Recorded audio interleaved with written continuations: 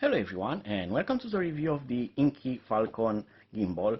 And before you start asking why should I use a gimbal for action cameras, especially with the Hero 9 and maybe some others which already have very good stabilization, where there are actually a lot of reasons. And if you look for best quality and best stabilization, even if you have the Hero stabilization, this will do much better job even with using older GoPros.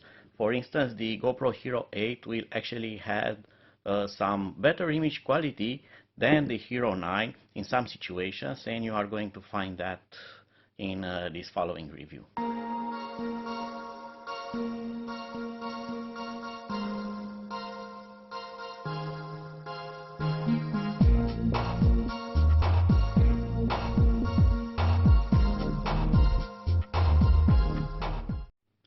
Before we go to the gimbal, I'm going to give you just a slight information regarding the Hero 8 versus Hero 9 and respective about the difference between the image sensors. The GoPro Hero 8 here has a 12 megapixel sensor and this one has a 20 megapixel sensor, and usually you are going to say that the larger number of megapixels will give you a better image quality. Well, that's not true, because it's more complicated than that. I'm not going to enter the details. When you enable stabilization, you are also going to lose the recording quality, because stabilization works by cropping the image. So it's like this. This is the Hero 9 image sensor with 20 megapixels, and you are filming 4K video. 4K video only uses 8 megapixels. So from 20 megapixels, I can use half of that, and even now I'm not filming on the whole image sensor. So it's something like filming about this part of the image sensor. So from all this sensor, I'm barely using this. The whole resolution of the sensor is only used for taking pictures, but when I'm filming in 4K, this is 4K, for 5K it's a bit bigger. This is just cropping of the image sensor. So the image sensor has image sensitivity, which defines dynamic range and low light sensitivity. From all that, I'm just using a part. So the overall video quality is influenced by this. On the Hero 8 with the 12 megapixels, if I have 12 megapixels, let's say it's about that, and from 12 megapixels I'm only using about 8, so I'm using much more of the sensor. And this provides better image quality in a lot more situations, such as low light and better dynamic range. So on the Hero 8 with filming in 8 megapixels 4K, I have stabilization. That works by cropping the image further and uses this, while the rest of the image here it's used for correcting the shake. So if I shake the camera left or right, this will move something like this, or the other way around like this. So it crops the image, and this one is lost information, while this video has low resolution and then it's scaled back into 4K. So I'm losing sharpness and details because of that. Imagine what happens with the GoPro Hero 9, especially in horizon leveling. From all that image sensor, and I'm tilting this almost to 45 degrees as I'm using horizon leveling, so I barely get a small portion of the image sensor from all that size, so you lose a lot of quality. And then comes boost mode when it's even less than that, so you get a lot of loss of information from the image sensor, which it turns into more detailed sharpness. So even though the image looks good, you lose a lot of things. So if you aim for highest video quality, then the whole solution is to use the whole resolution and no camera stabilization, and for that you need a gimbal, otherwise the video will be very shaky. There is also an economical part of this equation.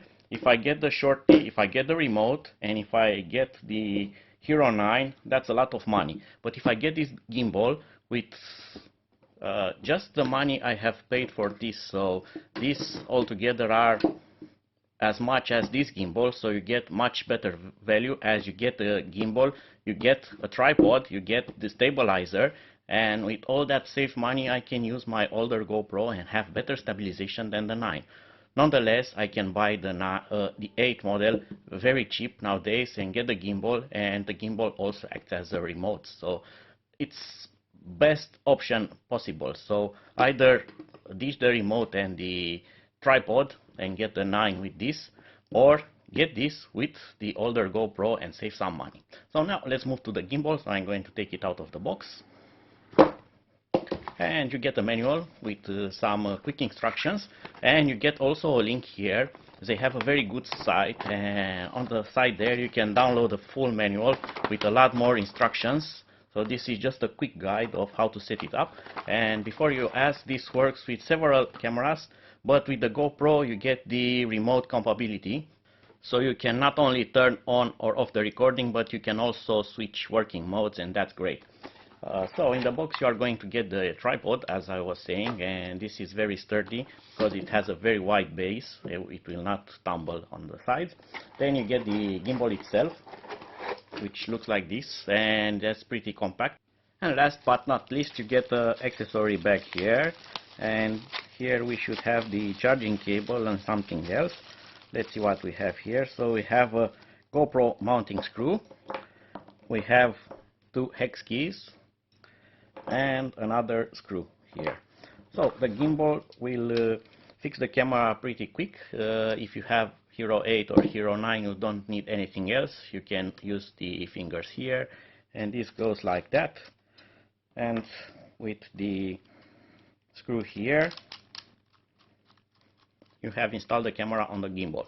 Then you need to balance it, and to balance it you have screws here and another screw here. This is very important because you need the camera to stay perfectly balanced before you start this to get the best out of the stabilization. So you see here now the camera tilts on that side, so I need to extend this arm, and that is done by loosening this screw here with the provided key. Alright, and now the arm will extend, and now I'm going to test again. So let's see with the arm fully extended. Seems to be okay, so I'm going to put the screw back.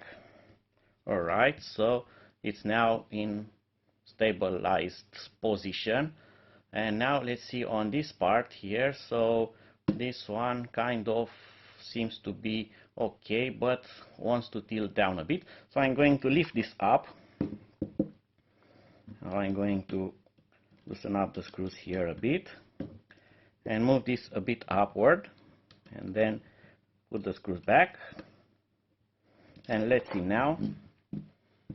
It's much better. It will not automatically go into one position. So now it's balanced, and now I can power on the camera and the gimbal.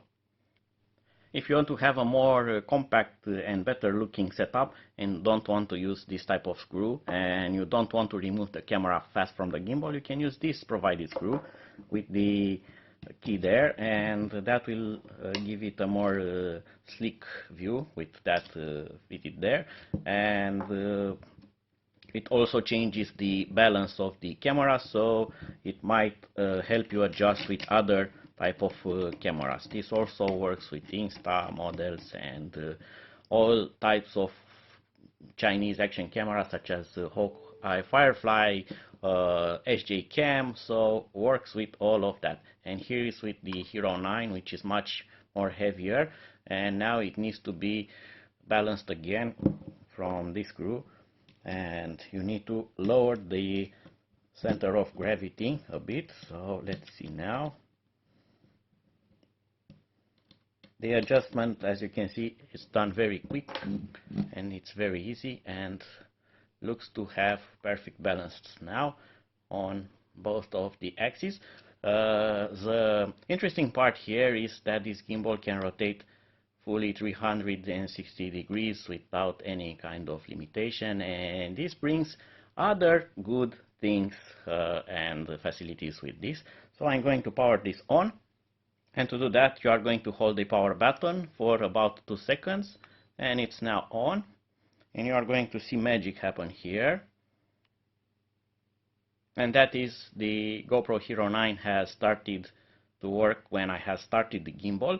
because I have paired them, and that's done very easy. You just go to the settings here. You are going to go to the connections, and in the connections here, come on GoPro, you are going to select connect device, and you are going to select quick app, and it will connect right away.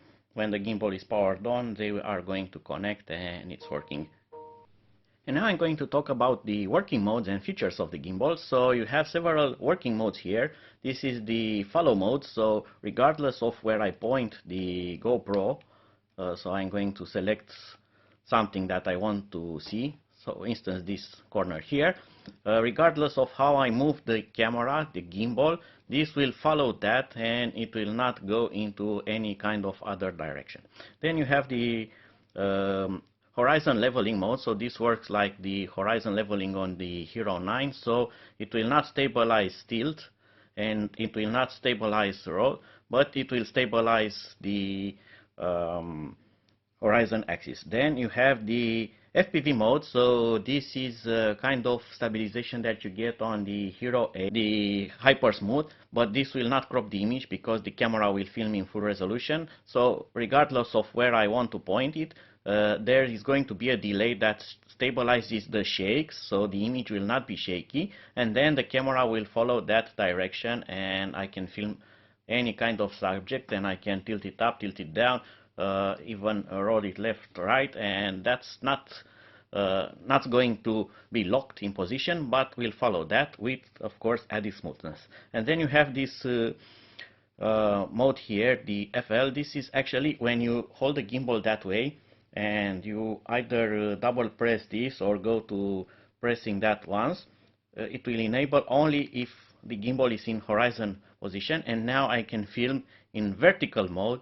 That's very cool if you are doing social media such as Instagram or Facebook, where the posts usually are square or even vertical. You can film vertical with this, so pretty good if you are doing that. And if you go back to normal, it's going to be straight again. So also you cannot engage it by mistake when this is vertical. If I double press that, it will not go into vertical mode because there's no enough space for it to go in that mode. Also, you have manual adjustments, so if I don't want to use the joystick here, this gimbal is very nice, so I want it to film in that way. I'm going to adjust it that way. I want to film it downward, and I want it to be a bit that way, or that way, and that way, and this gimbal will not mind being adjusted manually. It has an automated system that helps you adjust it, and that's very nice. When you are filming something and you want to frame the subject fast, you can just use your hands and adjust it, and that's really cool. And also in front here you have a trigger button, and this trigger button is for locking the camera. So if I press it and hold it pressed, all the lights here are lit, and now it's in locked position. So regardless of how I move this, it will not stabilize. It will stabilize any kind of movement, and it will not allow it to be turned in other places. Of course, I can use my hands, and it will also return back. So even if something happens, like this is hit, or there is a very strong bump and somehow it gets deterred from that pointing direction, it will go back to where I have locked the position. Also, if I adjust it a lot, like this way, and I want it to be centered again, I can double press the trigger, and that's going to be straightened up right away. Then here you have the functionalities of the remote. You have options to take photo, to record video, and also to use the other time-lapse mode that you have set up previously with the camera. So the three profiles that you have here when you change them from the mode button, so you have video, time-lapse, and photo, are these buttons here, so you can quickly access them, and they are also shutter buttons. And if I'm on photo mode and I want to take a video, I just press the video button, and this will go to video button and will start to record right away, so I don't have to change the mode and start recording. It's pretty quick and you don't lose time. And I want to stop the recording, I'm going to press the record button again, and the camera has stopped. So remote functionality works very good, and it will not lose pairing like this remote, and there's no problems shutting it down either. So if I shut the gimbal off, the GoPro will shut down. Really nice. So it's very handy to have this as a working remote, and you don't need this to hold the camera because you now have a grip. And if you want to put this on a tripod, there by no means the tripod here, it's very good quality and solid, and it acts as a longer handle, so you don't need almost don't need any kind of selfie stick. And going back to selfies, I'm going to turn back the GoPro, and if you want to take a selfie, you just press this button quickly 3 times, and now I can film myself, and this is working. And if I want to go back, just double press and it will be centered back, so pretty quick. And another nice feature, so this gives you very quick capabilities. And imagine if I film myself, you know, when you are filming with a selfie and you want to film yourself if you are doing vlogging, then you need to turn the camera back, you shake it. Sometimes it gives you a nice cinematic effect, but with this it's very nice as this flips back pointing at you. Pretty cool, and it does that panning thing.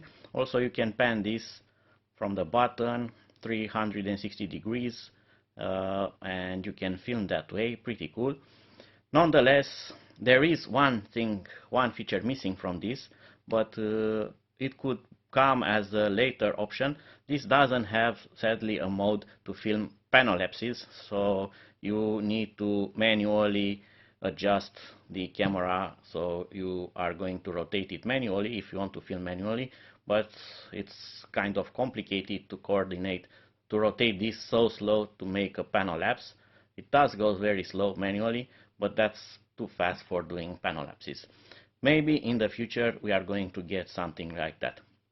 Also, there is an app, it's called Falcon app. It's found on the Inkee website. You can install that and you can upgrade the firmware on the gimbal, and you can have some more complicated adjustments such as motor strength, calibrated. So there are tweaks for that. You don't need the app. The gimbal works right away, right out of the box. You don't need to mess with it, but that helps. And now enough with the talk, so I'm going to go out and do some filming with the gimbal, with both cameras, and I'm going to show you some comparisons. And I'm also going to show you something related to this, what I have shown you at the beginning with the stabilization. There is also a big issue with GoPros and stabilization that kind of doesn't work in low light. Well, actually it works, but it creates a very bad image quality with a lot of shaking.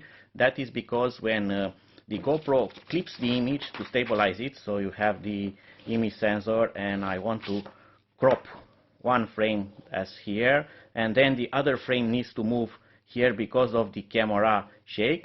Well, the problem is when you film in low light, you have a very slow shutter speed, and when this frame moves here, it creates its own shake, like I'm shaking the camera, because the frames that are captured by the sensor have a very big delay between them, because each frame needs longer exposure, and you actually see the shake of the frames from the various stabilized position, and that really ruins the low light quality when you are using stabilization. This doesn't happen with the gimbal, because you are not stabilizing anything. The stabilizing is done mechanically by this, and you are filming with no image crop. You are filming with the whole sensor in stabilized position.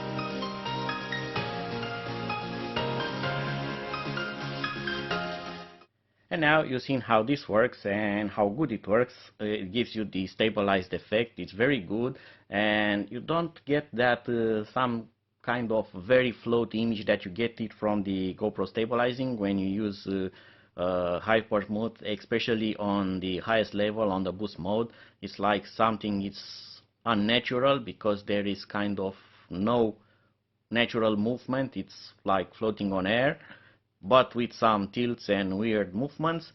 Well, with the gimbal, as you've seen, it's more natural. You see the movement, but it's stabilized. You don't shake the camera. It doesn't roll from right or left or tilt it up or down when you fix that. So it gives you very good stabilization, and the low light performance is uncomparable with the normal stabilization. So I hope that you liked my review. Be sure to follow my next uploads, and until then, see you and bye bye.